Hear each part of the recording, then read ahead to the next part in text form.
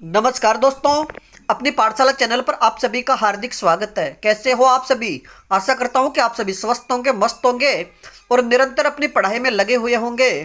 तो मित्रों, मैं हाजिर हूं हिंदी साहित्य के इतिहास का दूसरा चरण लेकर के, यानी दूसरा जो काल है भक्ति काल, उससे संबंधित महत्वपूर्ण प्रश्नों की श्रृंखला लेकर के। और मित्रों, यानी हिंदी साहित्य के इतिहास का जो प्रथम चरण है आदिकाल, उससे संबंधित महत्वपूर्ण प्रश्नों की 4-5 वीडियो मैंने पहले अपलोड कर दी है और आज पढ़ेंगे हम भक्ति काल से संबंधित महत्वपूर्ण प्रश्न। तो बात करें आज के पहले प्रश्न की, भक्ति शब्द का सर्वप्रथम उल्लेख कहाँ मिलता है? तो सही उत्तर होगा श्वेता श्वेतर उपनिषद में। मित्रों याद रखिए कि भक्ति जो शब्द है, इसका सर्वप्रथम उल्लेख श्वेता श्वेतर उपनिषद में मिलता है। अगला प्रश्न, भक्ति भावना का मूल स्रोत भारत के किस भाग से माना गया है? तो सही उत्तर होगा दक्षिण भारत से। मित्रों याद रखिए कि जो भक्ति भावना है या भक्ति का जो उदय है वह दक्षिण भारत से माना गया है। अगला प्रश्न, हिंदी साहित्य का स्वर्ण युग किसे कहा जाता है? हिंदी साहित्य का स्वर्ण युग किसे कहा जाता है? तो सही उत्तर होगा भक्ति काल को। मित्रों याद रखिए कि हिंदी साहित्य का जो इतिहास है इसे 4 भागों में बांटा गया है और इसका जो दूसरा भाग है अर्थात दूसरा जो काल है उसे हिंदी साहित्य का स्वर्ण युग कहा जाता है। बात करें आज के अगले प्रश्न की, भक्ति काल को हिंदी साहित्य का स्वर्ण काल किसने कहा? भक्ति काल को हिंदी साहित्य का स्वर्ण काल सर्वप्रथम किसने कहा? तो सही उत्तर होगा जॉर्ज ग्रियर्सन ने। अगला प्रश्न, आचार्य रामचंद्र शुक्ल ने भक्ति आंदोलन के उदय का कारण क्या माना है? आचार्य रामचंद्र शुक्ल ने भक्ति आंदोलन के उदय का कारण क्या माना है? तो सही उत्तर होगा हिंदुओं की पराजित मनोवृत्ति। अगला प्रश्न, भक्ति काल के प्रारंभ के समय उत्तर भारत में किसका शासन था? भक्ति काल के प्रारंभ के समय उत्तर भारत में किसका शासन था? तो सही उत्तर होगा मोहम्मद बिन तुगलक का, यानी मोहम्मद बिन तुगलक का शासन था। अगला प्रश्न, आचार्य रामचंद्र शुक्ल ने भक्ति काल की समय सीमा क्या मानी है? आचार्य रामचंद्र शुक्ल ने भक्ति काल की समय सीमा क्या मानी है? तो सही उत्तर होगा विक्रम संवत 1375 से लेकर के 1700 तक। अगला प्रश्न, आलवार भक्त मूलतः किन्हें कहा जाता है? आलवार भक्त मूलतः किन्हें कहा जाता है? तो सही उत्तर होगा वैष्णवों को, अर्थात जो भगवान विष्णु की भक्ति करते थे उन्हें वैष्णव कहते हैं और उन वैष्णवों को ही आलवार भक्त कहा जाता था। और मित्रों याद रखिए कि आलवार भक्तों की संख्या कितनी थी? तो सही उत्तर होगा 12। और मित्रों अगर बात करें कि नयनवार किसे कहते हैं, नयनवार किसे कहते हैं?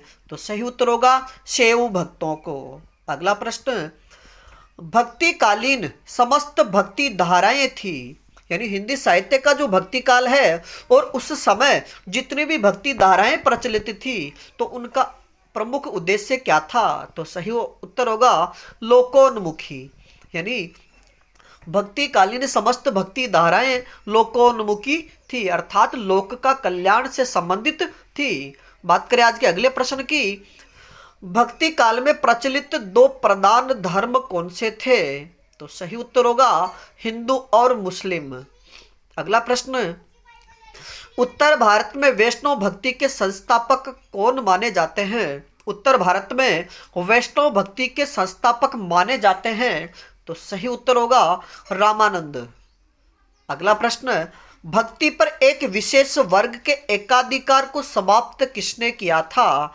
यानी भक्ति पर एक विशेष वर्ग का जो एकाधिकार था उसको समाप्त करने का श्रेय किसे जाता है? तो सही उत्तर होगा रामानुज को। अगला प्रश्न, मध्य युगीन भक्ति आंदोलन को ईसाई धर्म की देन किसने कहा? मध्य युगीन भक्ति आंदोलन को ईसाई धर्म की देन किसने कहा? तो सही उत्तर होगा गिरियर्सन ने। अगला प्रश्न, भक्ति को भारतीय चिंतन धारा का स्वाभाविक विकास किसने माना? भक्ति को भारतीय चिंतन धारा का स्वाभाविक विकास किसने माना?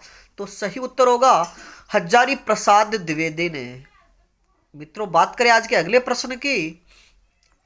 साधना के क्षेत्र में जो ब्रह्म है और साहित्य के क्षेत्र में वही रहस्यवाद है, यानी साधना के क्षेत्र में जो ब्रह्म है और साहित्य के क्षेत्र में वही रहस्यवाद है, यह पंक्ति किसकी है? तो सही उत्तर होगा आचार्य रामचंद्र शुक्ल की। मित्रों, याद रखिए कि आचार्य रामचंद्र शुक्ल ने कहा है कि साहित्य के क्षेत्र में जो ब्रह्म है वही साहित्य के क्षेत्र में रहस्यवाद है। अगला प्रश्न, भक्ति के आद्य आचार्य कौन माने जाते हैं? कि भक्ति के आद्य यानी प्रारंभिक या आरंभिक, यानी भक्ति के आरंभिक या आद्य आचार्य कौन माने जाते हैं? तो सही उत्तर होगा रामानुज के गुरु कांचीपूर्ण। यानी भक्ति के आद्य आचार्य कौन माने जाते हैं? कांचीपूर्ण। और मित्रों, याद रखिए कि रामानंद के गुरु कौन थे? तो सही उत्तर होगा कांचीपूर्ण। बात करें आज के अगले प्रश्न की। किस आचार्य को प्रच्छन्न बोध कहा जाता है? किस आचार्य को प्रच्छन्न बोध कहा जाता है? तो सही उत्तर होगा शंकराचार्य को। और मित्रों, याद रखिए कि शंकराचार्य ने एकेश्वरवाद का मत दिया था, अर्थात उन्होंने अद्वैतवाद का मत दिया था। बात करें आज के अगले प्रश्न की। सनक संप्रदाय को और किस नाम से जाना जाता है? सनक संप्रदाय को और किस नाम से जाना जाता है? तो सही उत्तर होगा द्वैताद्वैतवाद के नाम से। यानी सनक संप्रदाय को द्वैताद्वैतवाद के नाम से भी जाना जाता है। अगला प्रश्न, राधा वल्लभ संप्रदाय के प्रवर्तक कौन थे? राधा वल्लभ संप्रदाय के प्रवर्तक कौन थे? तो सही उत्तर होगा हित हरिवंश। बात करें आज के अगले प्रश्न की। ब्रह्म संप्रदाय के प्रवर्तक माने जाते हैं? तो सही उत्तर होगा मध्वाचार्य। और मित्रों, बात करें कि मध्वाचार्य ने कौन सा दर्शन प्रतिपादित किया था? तो सही उत्तर होगा द्वैतवाद। यानी मित्रों, प्रश्न पूछा जाए कि ब्रह्म संप्रदाय के प्रवर्तक कौन थे? तो मध्वाचार्य। द्वैतवाद के प्रवर्तक कौन थे? तो मध्वाचार्य। बात करें आज के अगले प्रश्न की।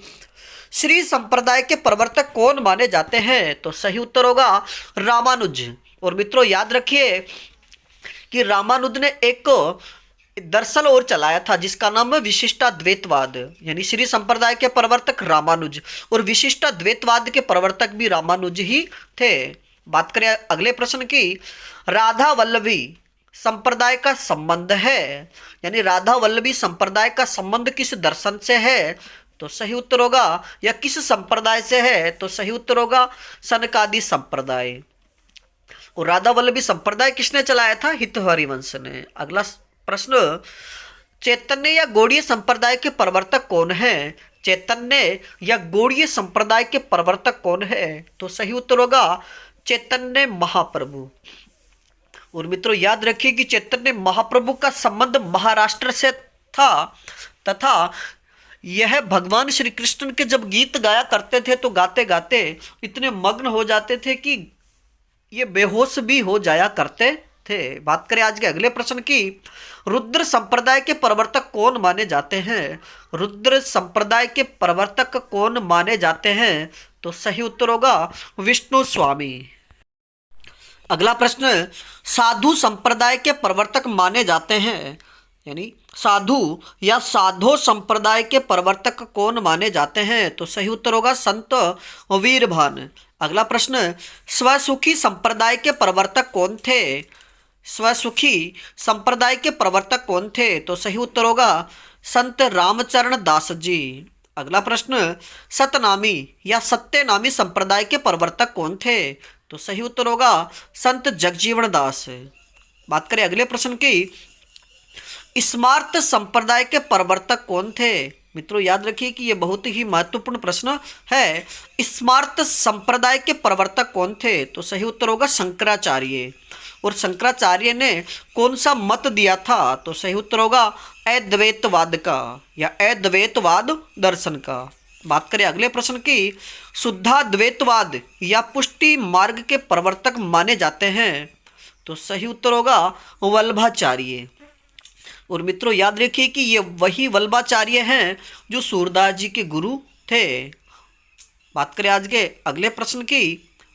पुष्टि मार्ग के प्रवर्तक वल्लभाचार्य के गुरु कौन थे? यानी पुष्टि मार्ग के प्रवर्तक वल्लभाचार्य के गुरु कौन थे? तो सही उत्तर होगा विष्णु स्वामी। और मित्रों याद रखिए कि जितने भी ये गुरु और शिष्य से संबंधित प्रश्न हैं उनसे एक बार मैं आपको बता दूं, जैसे गोरखनाथ के गुरु कौन से? मत्स्येंद्रनाथ।